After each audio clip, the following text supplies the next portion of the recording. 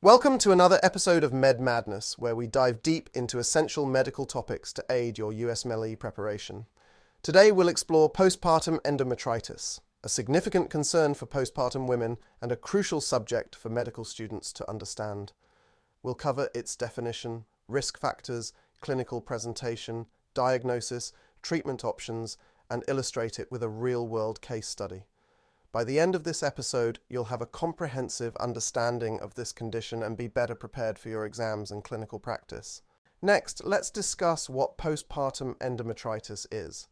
Postpartum endometritis is an infection of the uterine lining known as the decidua, occurring after childbirth. This condition is the most common cause of puerperal fever, affecting many women within the first few weeks postpartum. The infection usually results from the inoculation of vaginal flora into the uterine cavity during labor or delivery. Key risk factors include cesarean delivery, prolonged rupture of membranes, intra-amniotic infection, group B streptococcus colonization, and operative vaginal delivery. The pathophysiology involves a polymicrobial infection due to the diverse flora introduced, including gram-positive cocci like group B streptococcus, gram-negative bacilli like Escherichia coli, and anaerobes such as Gardnerella vaginalis. Patients with postpartum endometritis typically present with a fever persisting more than 24 hours postpartum, uterine fundal tenderness, and purulent lochia. These symptoms reflect the underlying infection and inflammation of the uterine lining. In addition to these primary symptoms, patients might experience increased vaginal bleeding, malodorous lochia, and non-specific signs such as fatigue or headache. The clinical presentation can vary, but these key symptoms often point towards postpartum endometritis. Diagnosing postpartum endometritis is primarily clinical, based on the presence of fever, uterine tenderness, and purulent lochia in the postpartum period. Blood or endometrial cultures are not typically required, but may be considered if there is no improvement after 48 hours of antibiotic therapy. Diagnostic evaluation includes a thorough history and physical examination, focusing on the clinical presentation and risk factors. Imaging is not routinely needed unless complications or alternative diagnoses are suspected.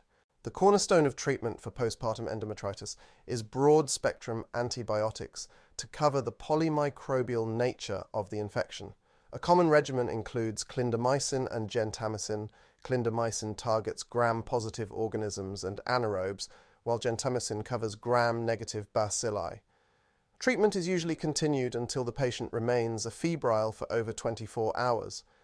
In severe cases, or those not responding to initial therapy, further evaluation and possible adjustment of antibiotics may be necessary. Preventive measures include administering prophylactic antibiotics such as cifazolin prior to caesarean delivery, which has significantly reduced the incidence of this condition. Consider the case of a 28-year-old woman who underwent an emergency caesarean delivery after prolonged labor and rupture of membranes. 3 days postpartum, she developed a high fever, uterine tenderness, and foul-smelling lochia. Based on her clinical presentation and history of risk factors, a diagnosis of postpartum endometritis was made.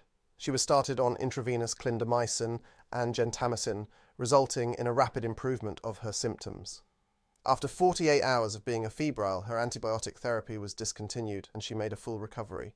In summary, postpartum endometritis is a critical condition to recognize and treat promptly to prevent severe complications. Understanding its risk factors, clinical presentation, and appropriate management is essential for medical professionals.